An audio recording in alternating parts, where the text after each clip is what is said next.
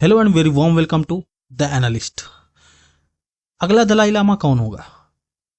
क्या धर्म और राजनीति के बीच में टकराव देखने को मिलेगा? Let's find out. Dalai Lama एक नाम जो केवल एक धार्मिक नेता नहीं बल्कि एक सांस्कृतिक प्रतीक, एक राजनीतिक आवाज और तिब्बती अस्मिता का चेहरा है। लेकिन जैसे जैसे वर्तमान दलाई लामा की उम्र बढ़ रही है, दुनिया के सामने एक बड़ा सवाल खड़ा हो रहा है। अगला दलाई लामा कौन होगा? क्या यह चुनाव केवल एक धार्मिक प्रक्रिया होगी या इसके पीछे छिपी होगी चीन की चाल?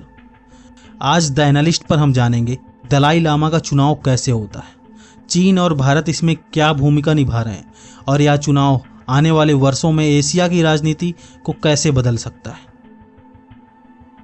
तिब्बती बौद्ध धर्म में दलाई लामा को अवलोकितेश्वर यानी करुणा के देवता का अवतार माना जाता है। उनकी आत्मा हर बार एक नए शरीर में पुनर्जन्म लेती है ताकि वो तिब्बती समाज का मार्गदर्शन करते रहें। यह परंपरा 1391 से चली आ रही है और अब तक 14 दलाई लामा हो चुके हैं। वर्तमान दलाई लामा तेंजिन ग्यात्सो 1935 में जन्मे और 1940 में मात्र 5 वर्ष की उम्र में उन्हें 14वां दलाई लामा घोषित कर दिया गया। लेकिन 1959 में चीन द्वारा तिब्बत पर कब्जा के बाद वे भारत आ गए और धर्मशाला को तिब्बती निर्वासित यानी कि तिब्बतन गवर्नमेंट इन एग्जाइल का केंद्र बना लिया। जब दलाई लामा मृत्यु को प्राप्त होते हैं तो उनकी आत्मा का पुनर्जन्म खोजने की प्रक्रिया शुरू होती है।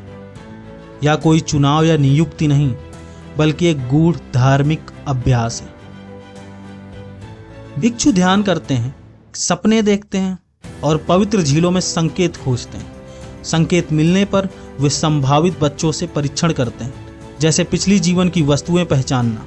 अगर बच्चा इन संकेतों से मेल खाता है तो उसे अगला दलाई लामा घोषित कर दिया जाता है। लेकिन इस प्रक्रिया में राजनीति अब एक बड़ा अवरोध बन गई है, खासतौर पर चीन के कारण। 1995 में दलाई लामा ने एक बच्चे को 11वें पंचम लामा के रूप में मान्यता दी। Panchen Lama actually second highest position होता है आफ्टर दलाई लामा। लेकिन कुछ ही दिनों बाद वह बच्चा गायब हो गया और तब से उसका कोई अता पता नहीं। चीन ने अपनी पसंद का एक पंचम लामा चुन लिया जो आज बीजिंग का समर्थन करता है। अब चीन यही रणनीति दलाई लामा के लिए अपनाना चाहता है। बीजिंग ने साफ कह दिया है कि अगला दलाई लामा उसकी स्वीकृति से ही बन सकेगा, क्योंकि पुनर्जन्म से जुड़ा कानून 2007 में चीन ने अपने हिसाब से बना लिया है। यानी एक धर्मनिरपेक्ष कम्युनिस्ट सरकार तय करेगी कि आध्यात्मिक नेता कौन होगा। यह तर्क जितना अजीब है उतना ही खतरनाक भी धार्मिक स्वतंत्रता और पहचान के लिए। भारत जो पिछले 60 सालों से दलाई लामा और तिब्बती समुदाय को शरण दे रहा है, इस संघर्ष में एक महत्वपूर्ण भूमिका निभाता है। धर्मशाला न केवल तिब्बती निर्वासित सरकार का केंद्र है बल्कि एक वैकल्पिक शक्ति केंद्र भी बन चुका है। दलाई लामा पहले ही कह चुके हैं कि उनका अगला जन्म भारत में हो सकता है ताकि चीन की पकड़ से बाहर रह सकें। भारत के लिए यह अवसर भी है और एक चुनौती भी। क्या भारत खुले तौर पर दलाई लामा के अगले अवतार को समर्थन देगा या फिर चीन के साथ संबंध ना बिगड़ जाएं, इसको देखते हुए मौन रहना पसंद करेगा? अमेरिका और यूरोपीय देशों ने तिब्बत में धार्मिक स्वतंत्रता की रक्षा की बात कई बार की है।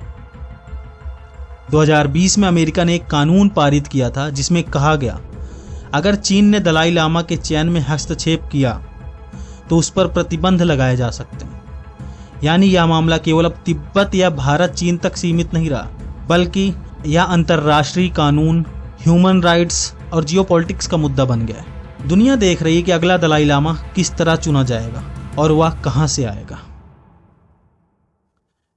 पुनर्जन्म जो एक धार्मिक विश्वास था, आज एक राजनीतिक हथियार बन चुका है। एक तरफ धर्म, परंपरा और आत्मा की खोज है, दूसरी तरफ सत्ता, नियंत्रण और प्रचार है।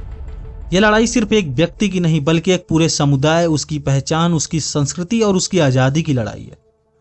और इस लड़ाई में भारत की चुप्पी या सक्रियता दोनों का अंतर्राष्ट्रीय असर होगा।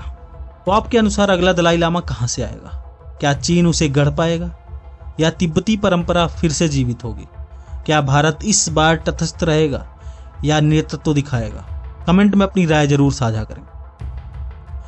सो that's it from my side, this is the end of this story. So मिलते हैं नेक्स्ट वीडियो में कुछ नए इन्फॉर्मेशन के साथ।